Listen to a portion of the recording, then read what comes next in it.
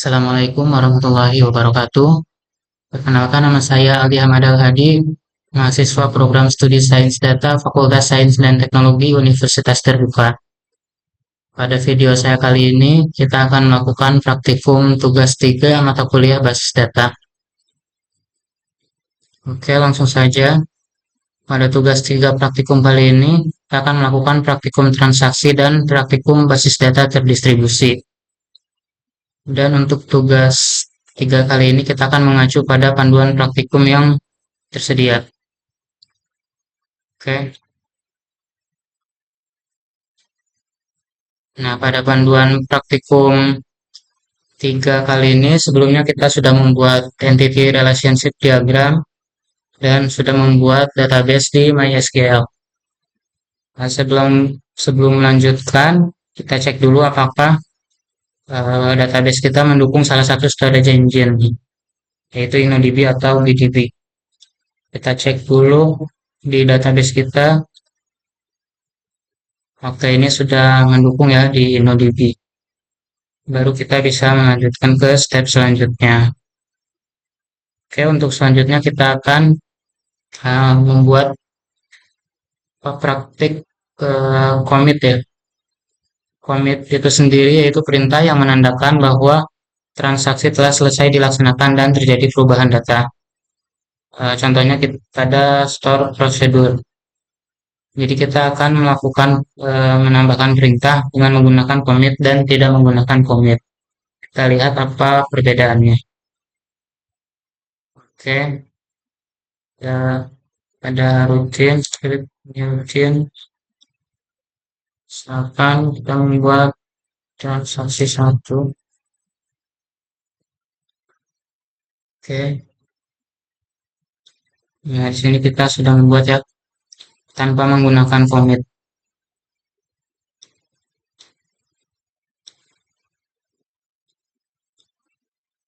Kita lihat. Nah, sudah terinput ya. Kemudian kita eksekusi. Execute.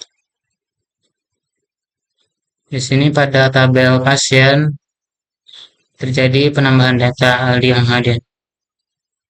Tapi pada aktual tabelnya apakah ditambahkan data barunya? Kita cek. Nah, di sini tidak terjadi penambahan data karena kita tidak menggunakan perintah commit. Kita lihat perbedaannya apabila kita menggunakan perintah commit. Jadi,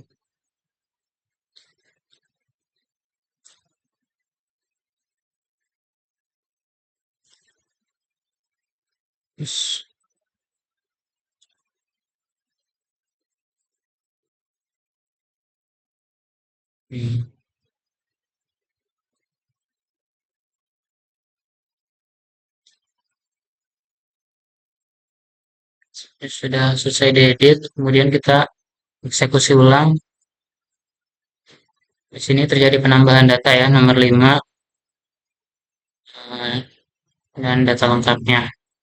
Kemudian kita lihat pada aktual tabelnya, di sini juga sudah terjadi penambahan data. Itu dia perbedaan antara commit dan tidak menggunakan commit. Oke, yang kedua kita akan melakukan praktek perintah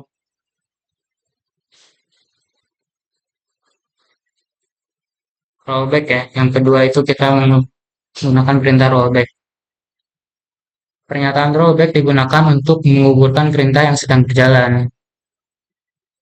Ini berguna jika ada satu hal yang tidak kita inginkan terjadi pada sistem, yaitu dengan menggunakan pernyataan rollback. Oke, kita coba lagi membuat perintah rollback.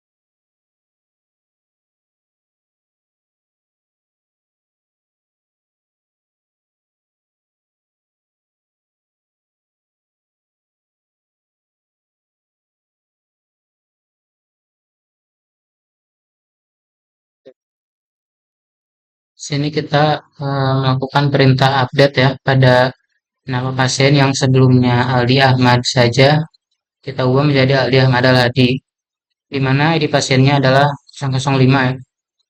Tapi kita menggunakan perintah rollback untuk membatalkan eh, perintah update ini. Kita coba, oke.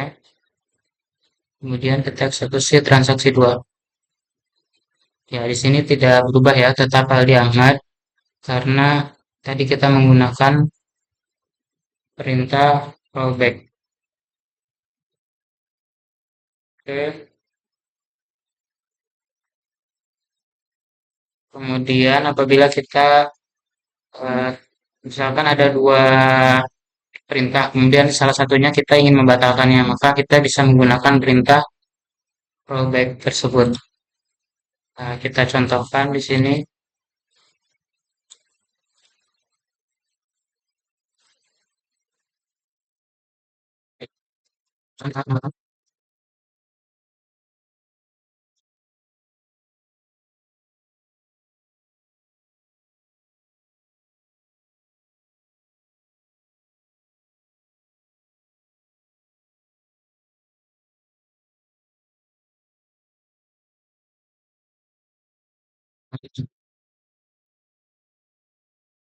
Di sini kita menyebutkan untuk menggunakan bisa dan untuk efisien.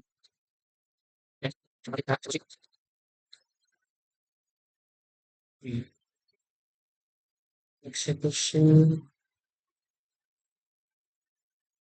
Nah, di sini untuk yang perintah pertama tadi untuk menambahkan data, di sini tidak terjadi ya karena ada perintah rollback.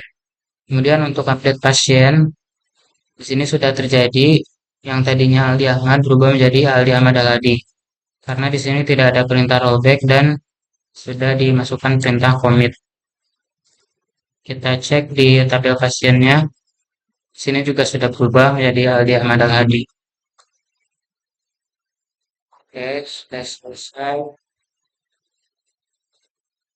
Kemudian selanjutnya setelah rollback,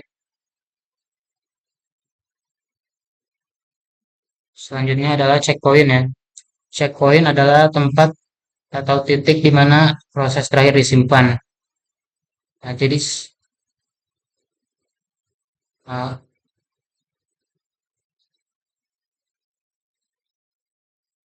nah, di sini kan seperti yang sudah kita jelaskan sebelumnya pada perintah rollback yaitu untuk membatalkan transaksi. Agar sistem kita itu tidak mengulang ke posisi awal, maka kita lakukan checkpoint di mana tempat tersebut menjadi poin terakhir. Oke, sekarang kita coba implementasikan.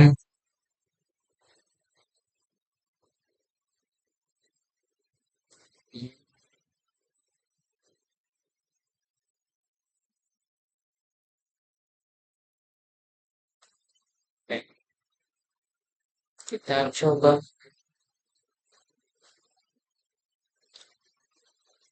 masih yang tadi ya, kita tinggal ubah saja. Ini adanya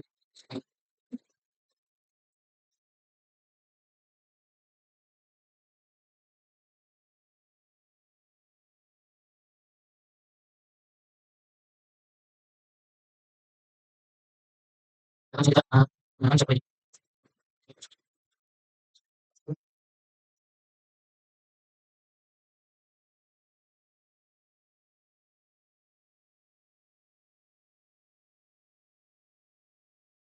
langsung kita ada ya.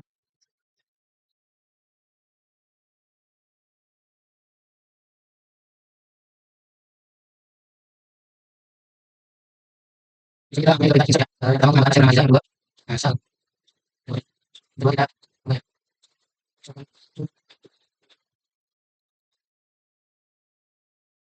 Seperti ini, kita mulai dari menambahkan hasil analiza biar nanti namun kita masuk poin. Yang kedua kita merobek. Di mana saat kita merobek atau menggunakan task ini, kita kembali ke sesuai yang tapi datanya terdijakan seperti itu. Kita coba jalankan. Oke.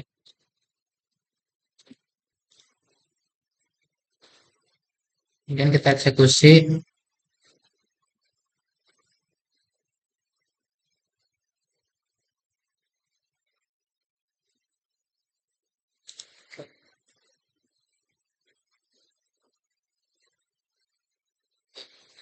Salah. Ya, eksekusi. Nah, di sini kita menambahkan data baru. Namun yang kedua tadi itu dibatalkan dan kembali ke perintah yang pertama ya. Kita lihat di sini Aziza sudah masuk. Kemudian untuk Novia ini dibatalkan karena ada perintah rollback dan kembali ke save point pertama, yaitu Aziza. Dan Aziza ini tetap ditambahkan. Kemudian perintah ketiga juga tetap dijalankan. Seperti itu kurang lebihnya. Oke,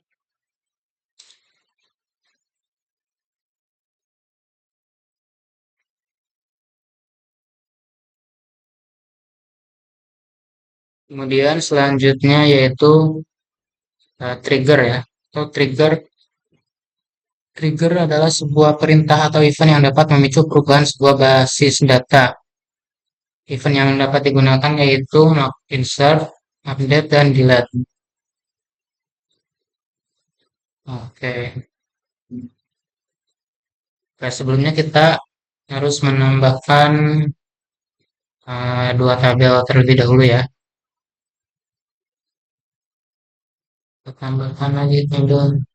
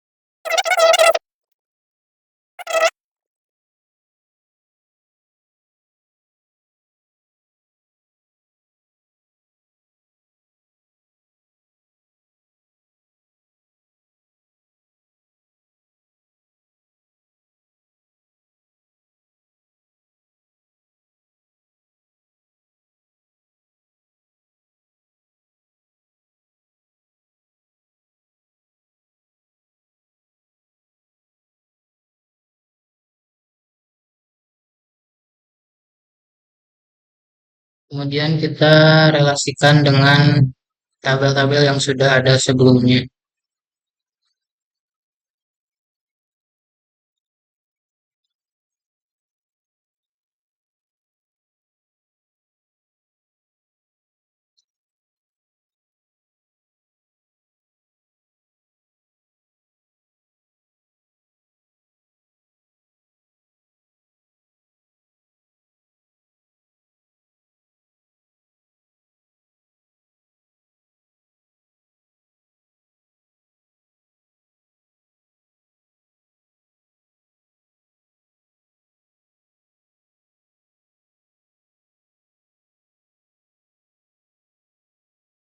Oke,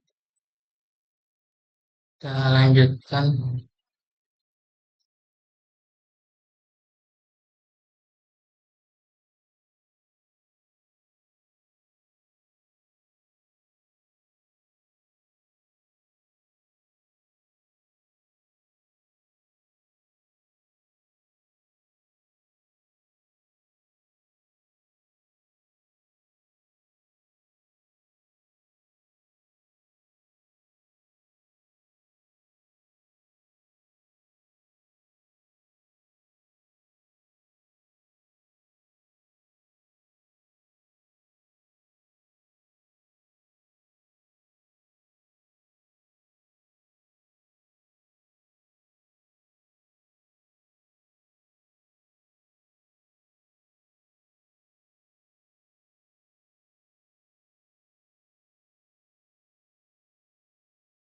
Oke, kurang lebih seperti ini ya untuk relasi antar tabelnya, ID pasien dan ID obat. Jadi kita fokus hanya ke tiga tabel ini.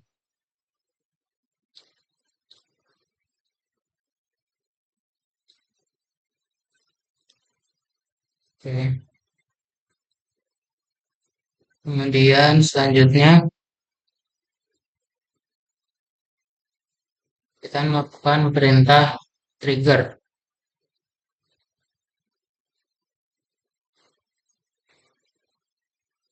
Oke. Trigger ini kita bisa masukkan di ya triggers. Sebelumnya kita isi dulu ya tabel obat ini dengan beberapa data. Kita tambahin aja ya obatnya di sini dulu.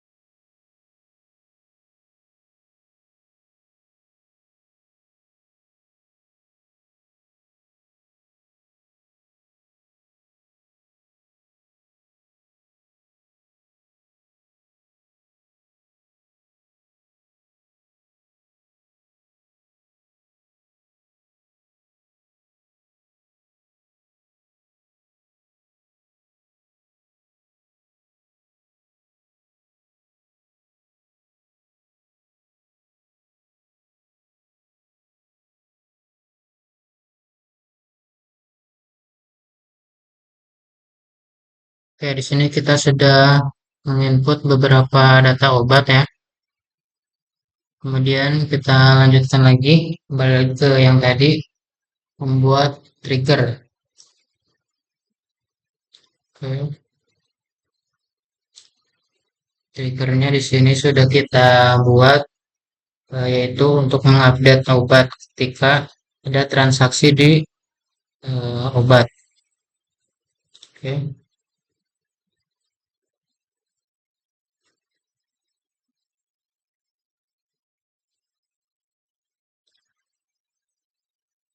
kemudian kita tambahkan dia transaksi obat, misalnya insertnya di transaksi satu, seperti itu. Kemudian untuk pasiennya, jadi obatnya misalkan kita menggunakan insulin, jumlahnya 5. Oke, tambahkan.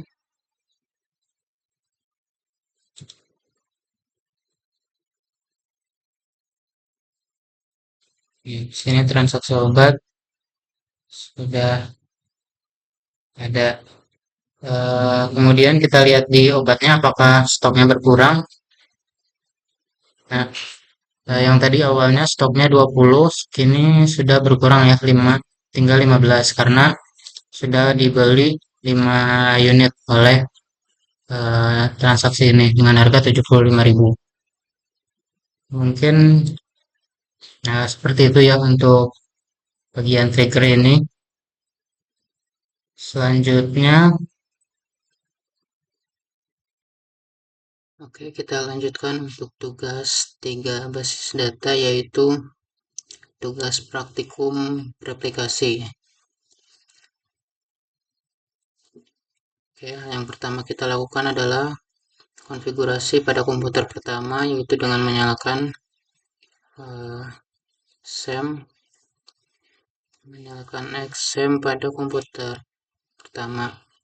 Ya, di sini kita sudah jalankan ya untuk MySQL dan APS-nya. Oke, next, yaitu kita konfigurasi di phpMyAdmin ya, dengan mengklik menu replication pada phpMyAdmin. Oke, sini kita ke menu replication, kemudian untuk primary application-nya kita konfigurasi terlebih dahulu.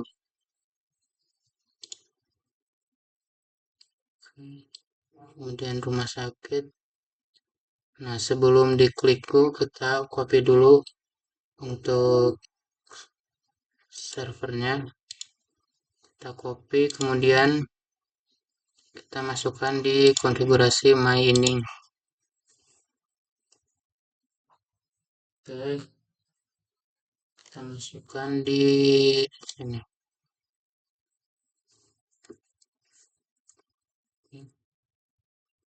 Masukkan di sini, kemudian save. Setelah di save, kita restart. Oke, baru kita klik go. Kemudian kita cek untuk primary statusnya. Ini sudah ya. Oke, untuk selanjutnya kita menambahkan user account pada database kita. Ke user account, kemudian add user account.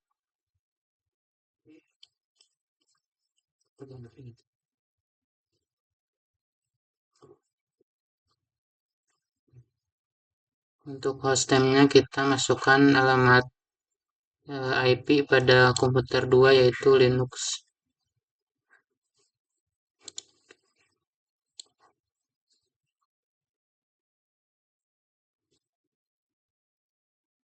Oke, kita masukkan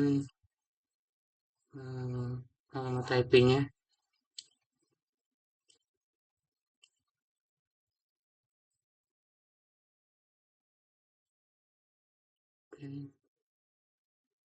Kemudian checklist di replication client and application slave.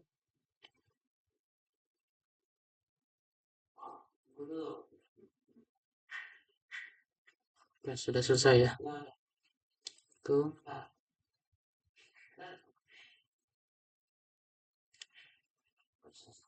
sudah. Di sini kita cek account.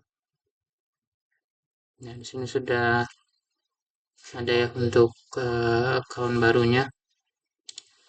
Kemudian selanjutnya kita melakukan ekspor basis data rumah sakit dan simpan pada flash disk.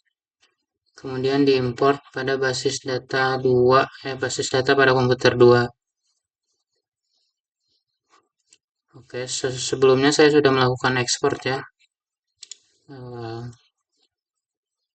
Filenya saya simpan di download. Ya, di sini ya. Untuk file database-nya kita lihat apakah di sini sudah di copy. Saya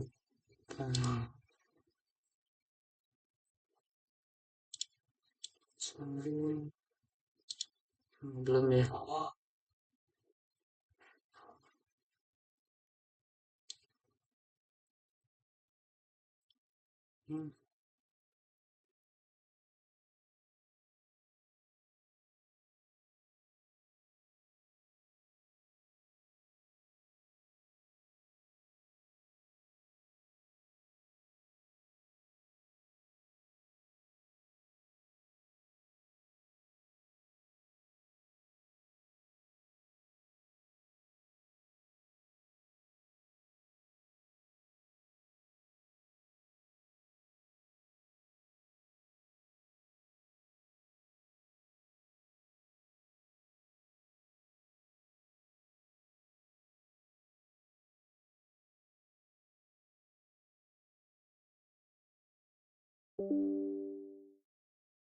Ini kita copy.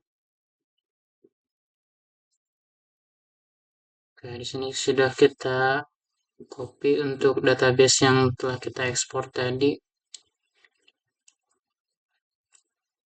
Kemudian selanjutnya kita konfigurasi komputer 2 pada Linux Ubuntu.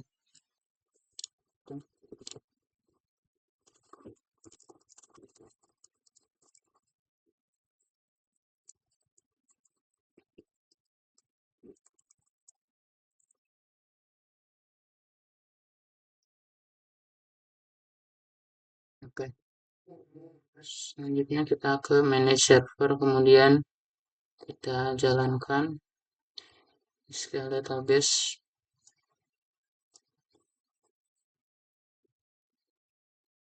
halaman PHP di browser ya, di Mozilla Firefox.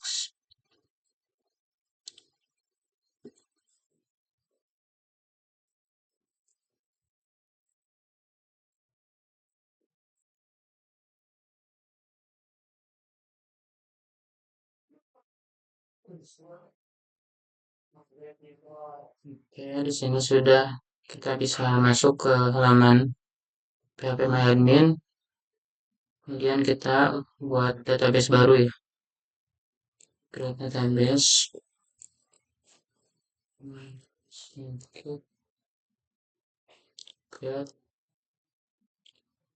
Kemudian selanjutnya kita import database yang telah kita simpan tadi dari dokumen select. Oke, coba kita import.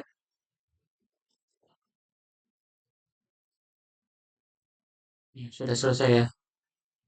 Kita sudah berhasil mengimport database rumah sakit yang tadinya dari komputer Windows ke komputer Linux Ubuntu.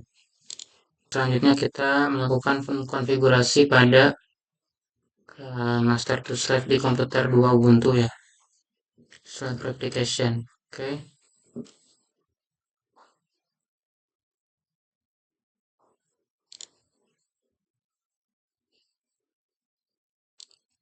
Page my admin application.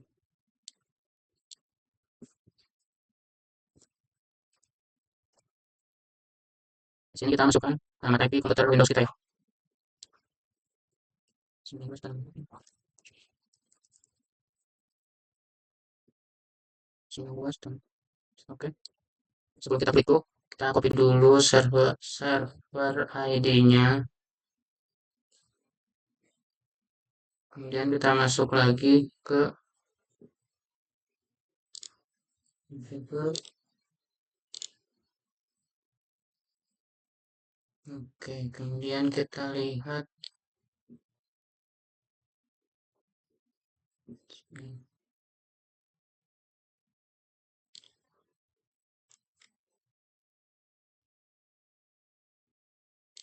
kita hapus tanda pagarnya.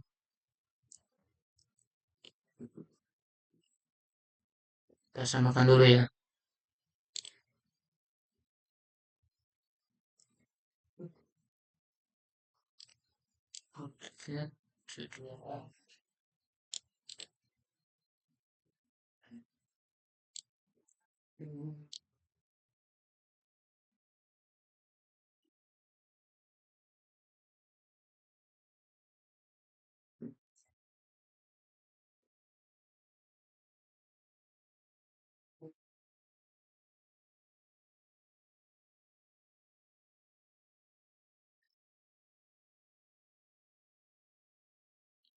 Oke, sudah ya. Kemudian kita save, kita close. Oke. Selanjutnya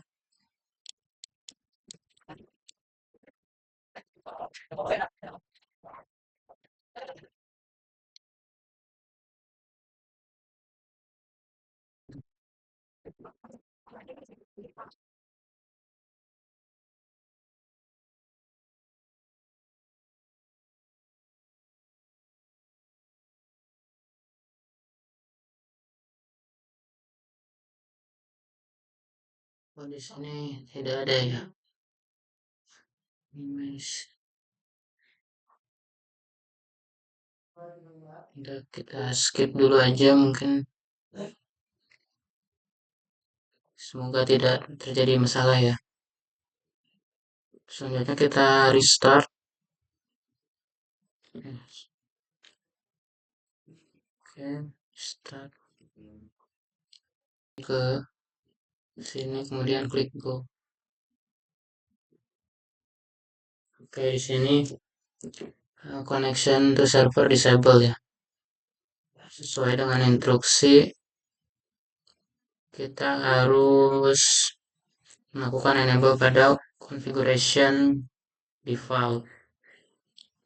Oke.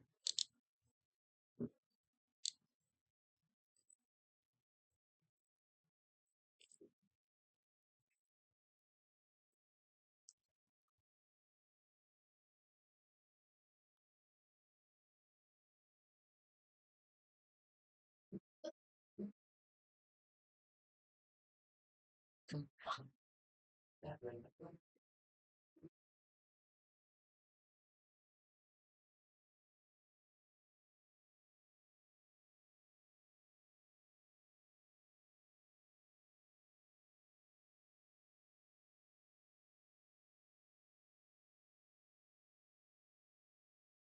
ini sudah, kemudian kita buka filenya di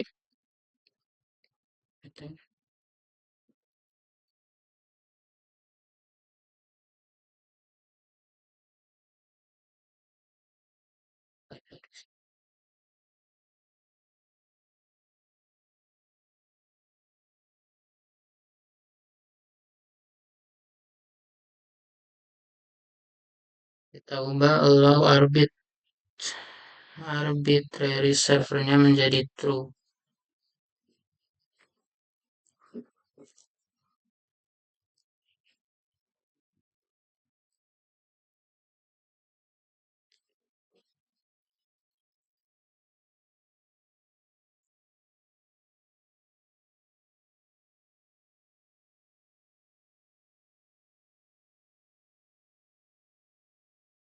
Oke,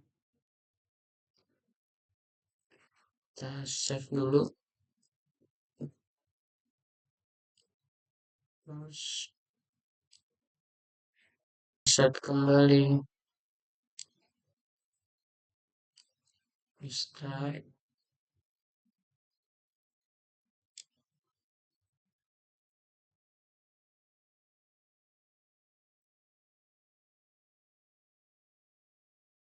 Kemudian kita kembali ke komputer Windows kita dengan melihat master status pada halaman phpMyAdmin. Oke, application,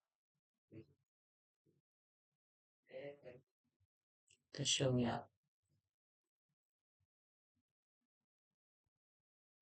Jadi selesai. Oke, kita masuk ke terminal lagi.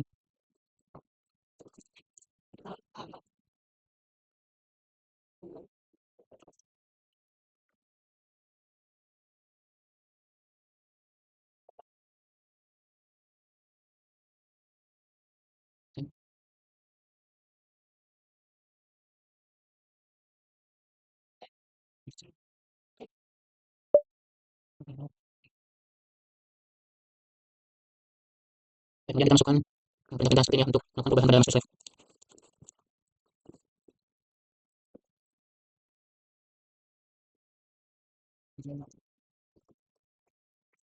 Alamat IP untuk komputer Windows.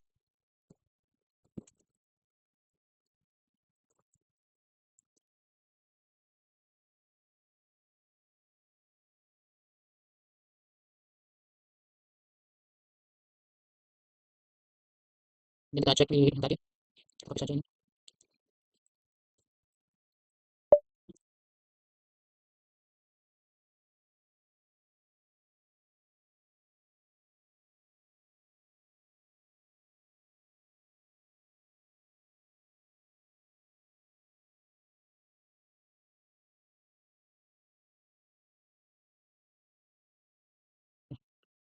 Sudah, kita sudah melakukan perubahan pada master slave-nya. Kemudian langkah selanjutnya itu kita cek status slave pada komputer 2. Oke.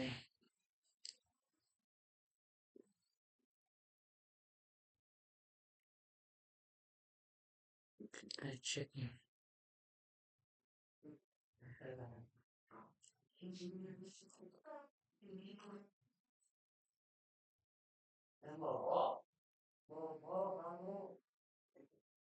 Ternyata di sini masih belum running ya. Berarti kita harus mengecek kembali langkah-langkah sebelumnya apakah ada yang terlewat atau salah langkah.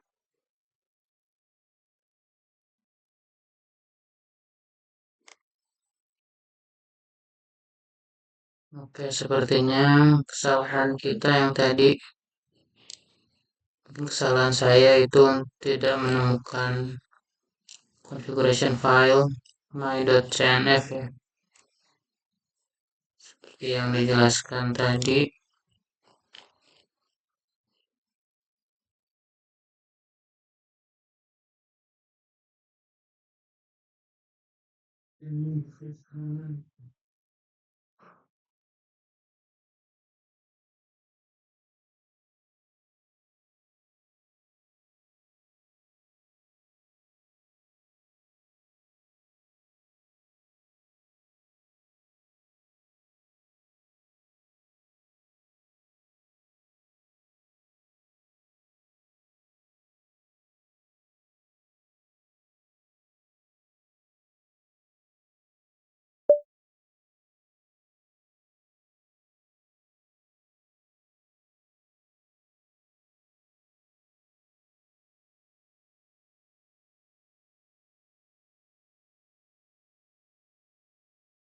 Filenya tidak ditemukan ya.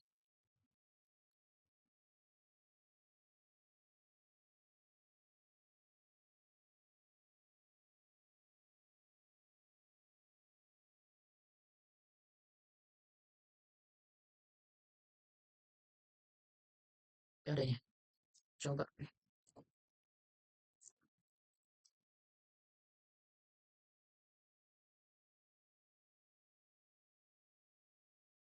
Oke, sudah.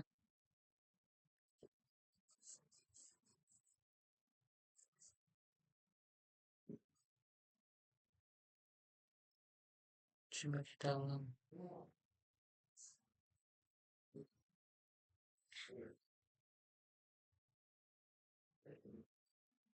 Oke, kita ulangi saja untuk prosesnya.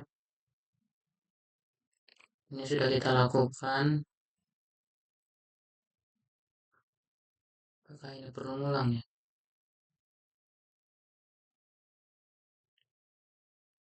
Oke, kita restart dulu saja.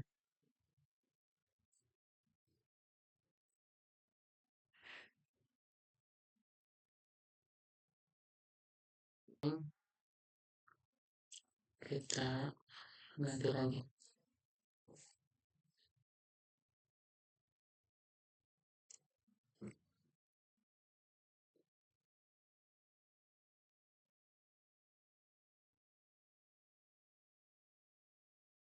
Duration file ya. Oke.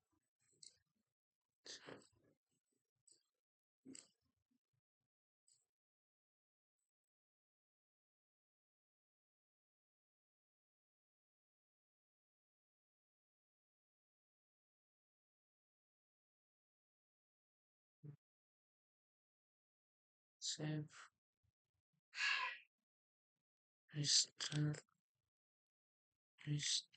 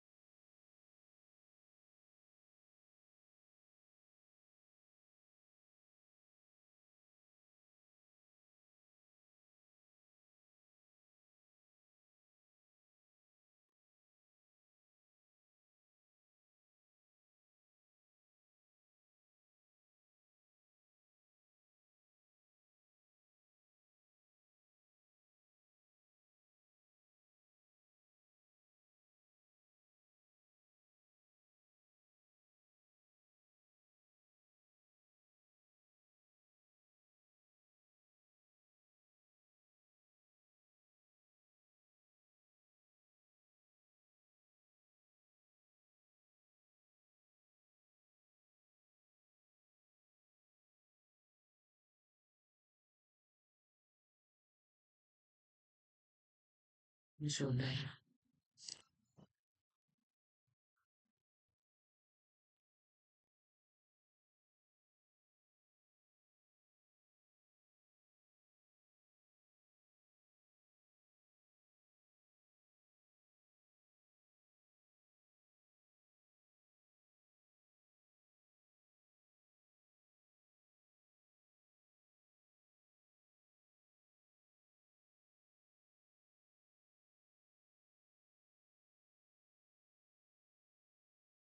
Hmm. Slave SQL-nya sudah running, cuman Slave IO-nya bising, tidak running. Oke, mungkin video saya cukup sampai sekian dulu. Kita masih ada problem di Slave IO runningnya masih no. Slave SQL-nya sudah yes. Nanti saya akan mencari tahu dulu penyebabnya apa. Jika sudah ditemukan, nanti saya akan update video selanjutnya, mungkin di link video YouTube yang baru dan video YouTube yang setelah ini bisa running, nanti akan saya sematkan di deskripsi video YouTube yang ini. Oke, terima kasih untuk waktunya. Mohon maaf apabila ada kesalahan, mohon dikoreksi juga untuk agar saya kedepannya lebih baik lagi. Terima kasih. Wassalamualaikum warahmatullahi wabarakatuh.